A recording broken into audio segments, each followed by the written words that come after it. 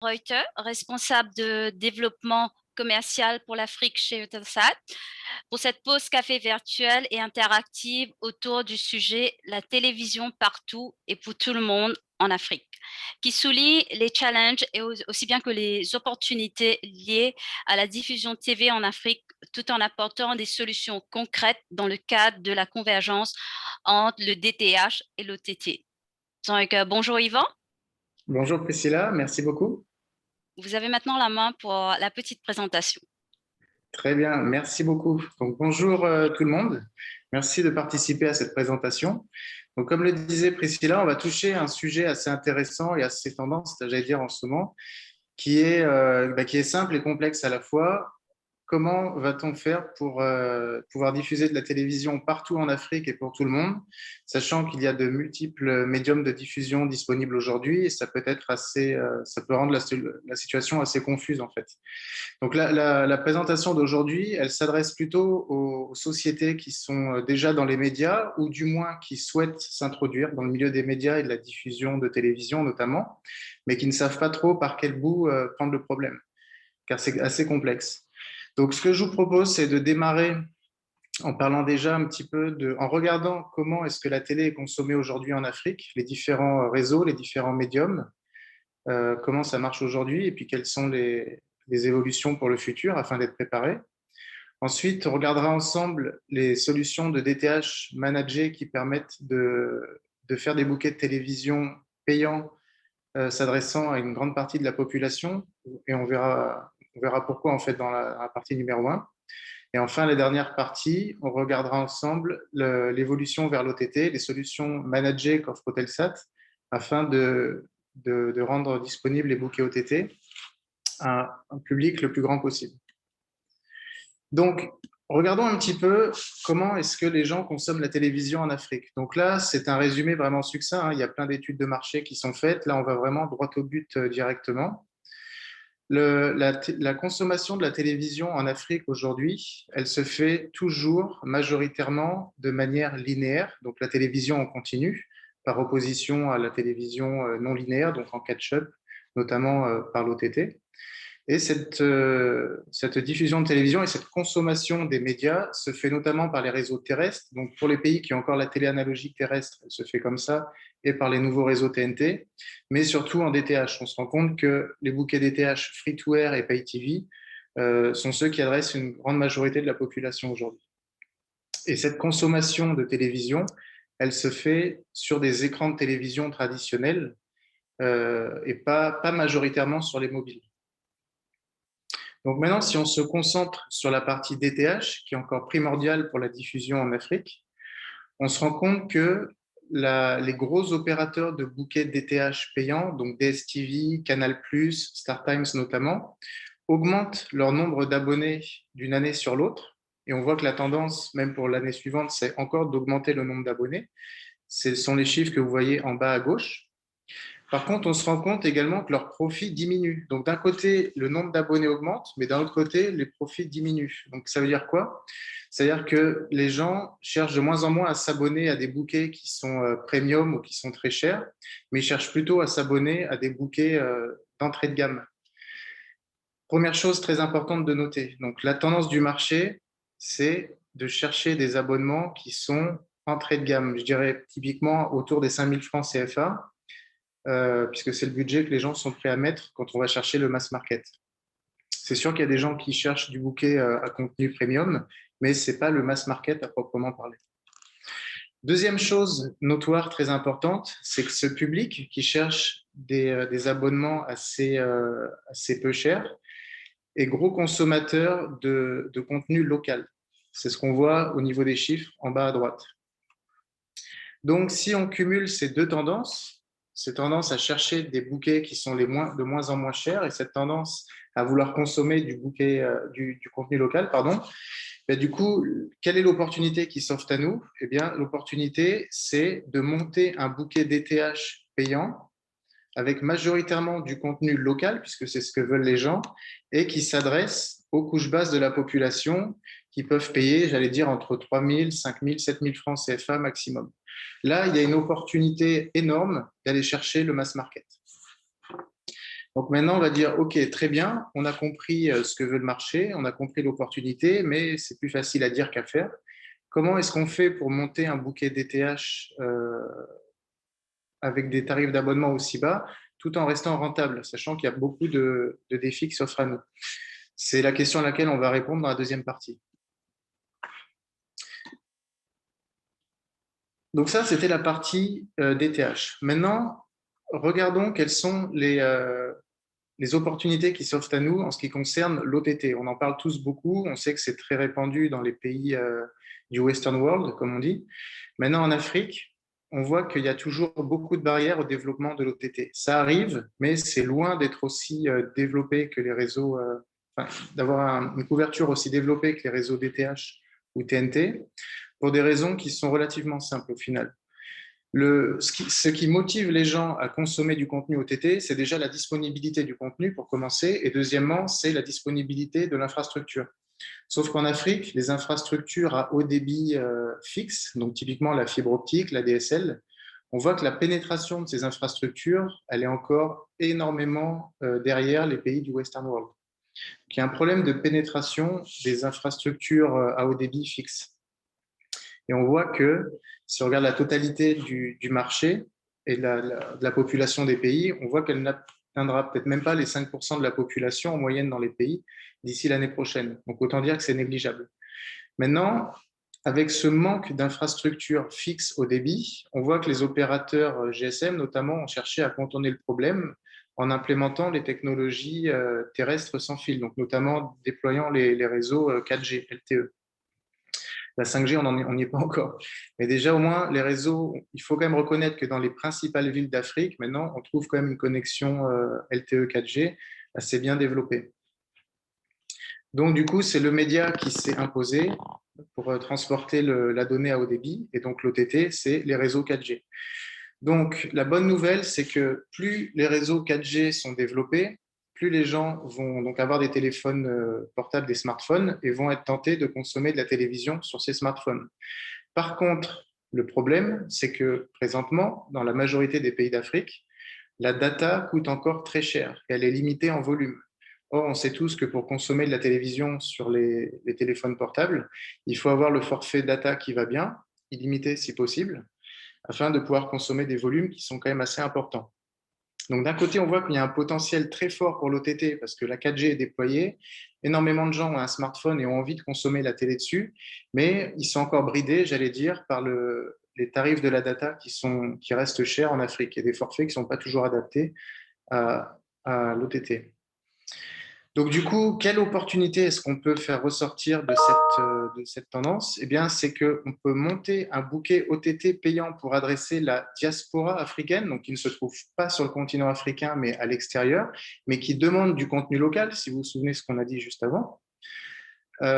Et une fois que ce bouquet OTT est monté et permet d'adresser la diaspora et de commencer à créer une clientèle et de générer des revenus, ce bouquet étant là, il sera très facilement mis à disposition des clients africains sur le territoire africain, avec le réseau de CDN qui va bien, bien sûr, lorsque le marché sera prêt. Donc, c'est important d'avoir un bouquet OTT d'ores et déjà et de marquer son empreinte sur le marché pour que dès que les forfaits data des opérateurs télécoms seront plus adaptés à la consommation OTT, vous soyez directement compétitif. Voilà un petit peu en résumé rapide les tendances de la consommation de la télévision en Afrique. Donc maintenant, on fait un petit pas en arrière au niveau du DTH.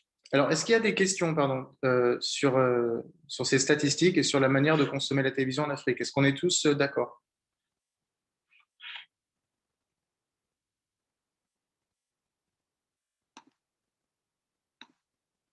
Pas de questions? Pas de commentaires?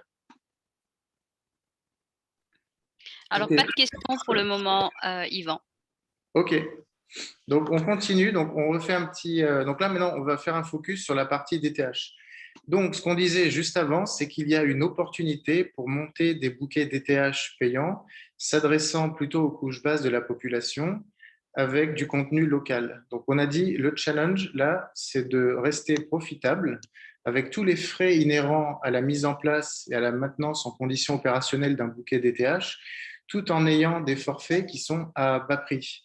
Et on sait tous que le challenge de monter un bouquet DTH, c'est typiquement les 12 ou 24 premiers mois où on a plus de dépenses que de revenus. Ça prend du temps de faire monter le nombre d'abonnés, ça prend du temps donc de faire grimper les revenus. Pendant ce temps-là, on a beaucoup de dépenses parce qu'il faut payer les droits des chaînes, il faut payer la capacité satellite, il faut amortir l'infrastructure, il faut acheter des décodeurs.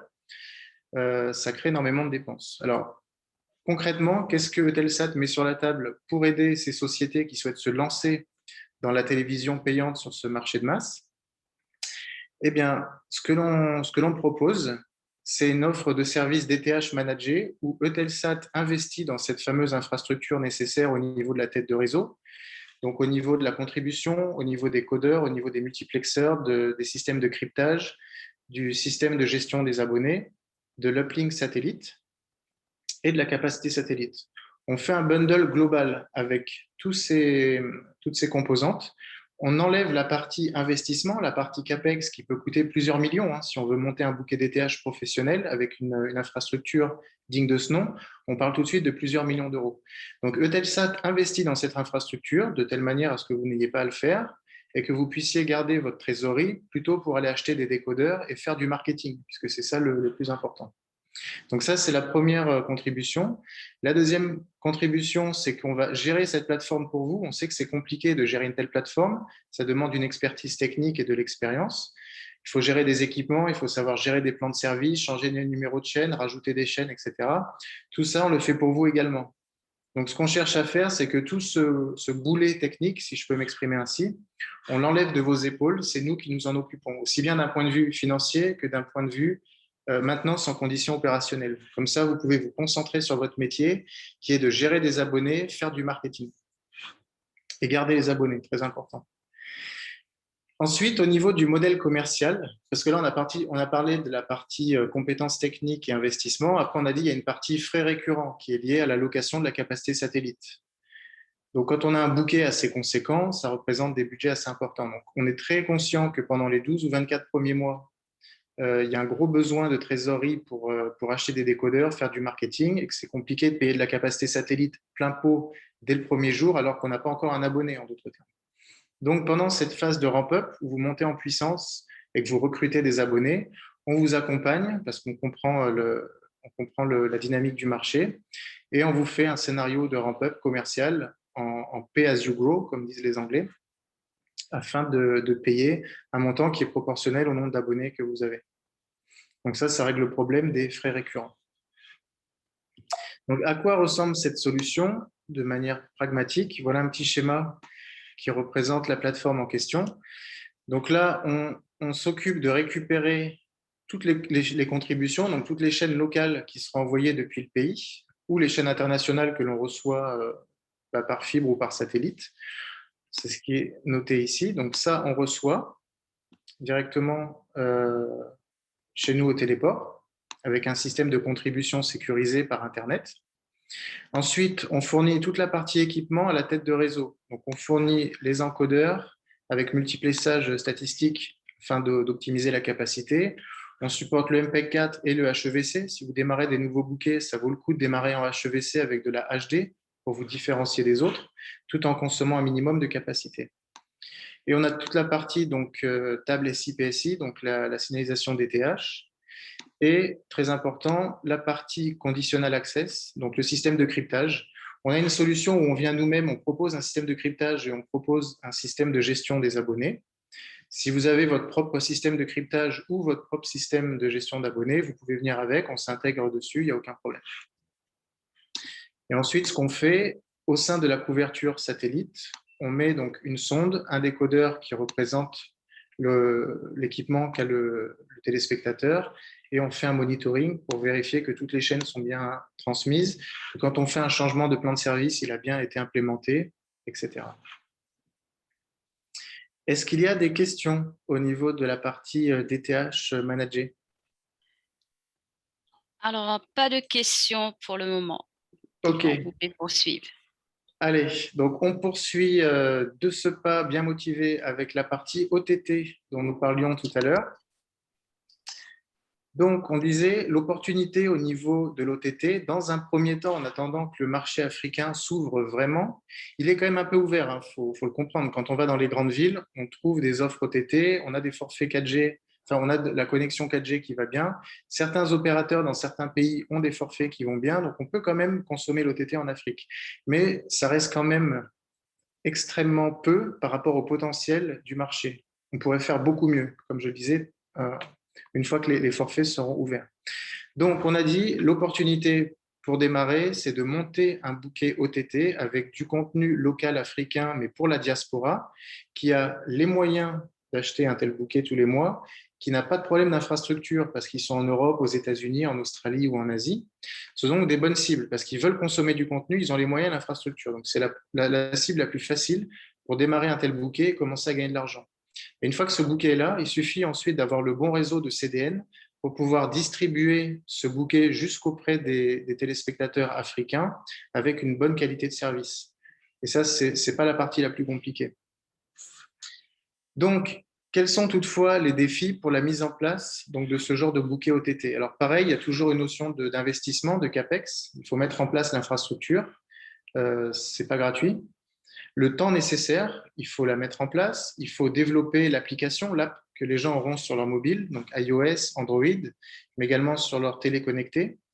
Ça prend du temps. Développer une app, s'assurer qu'elle est mise à jour à chaque fois qu'il y a une mise à jour des OS de Apple et d'Android, c'est pas trivial. Il y a les frais opérationnels pour la plateforme, donc il faut la manager, il y a des licences, c'est pas gratuit, et il faut les compétences techniques pour le faire. Donc ça, tout ça, c'est des choses qui peuvent faire peur à une société qui souhaite se lancer dans l'OTT et qui serait plutôt du monde du contenu, qui maîtriserait bien cette partie-là. Quand on commence à regarder la partie distribution, ça peut faire un peu peur. Donc nous, pareil, en tant que professionnels de la diffusion, on propose donc une offre de service managé OTT où on règle les problèmes ci-dessus. On règle le problème des CAPEX. On a déjà investi dans la plateforme, elle est là. On a juste à l'instancier pour vous. On règle le problème du temps parce qu'on a déjà l'app, elle est déjà développée.